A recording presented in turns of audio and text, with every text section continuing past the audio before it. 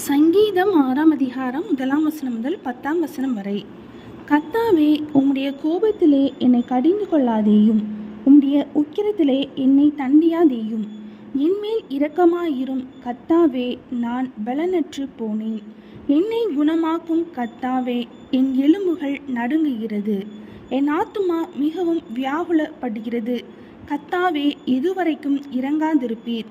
திரும்பும் கர்த்தாவே, என் ஆத்துமாவை விடுவியும். உம்முடைய கிருபையின் நிமித்தம் என்னை இரட்சியும். மரணத்தில் உம்மை நினைவு கூர்வதில்லை, பாதாளத்தில் உம்மை துதிப்பவன் யார்? என் பெருமூச்சினால் இளைத்து போனேன். ரா முழுவதும் என் கண்ணீரால் என் படுக்கையை மிகவும் ஈரமாக்கி என் கட்டிலை நனைக்கிறேன். துயரத்தினால் என் கண்கள் குழி விழுந்து போயிற்று. என் சத்துருக்கள் அனைவர் நிமித்தமும் மங்கி போயிற்று. அக்கிரமக்காரரே, நீங்கள் எல்லாரும் என்னை விட்டு அகன்று போங்கள்.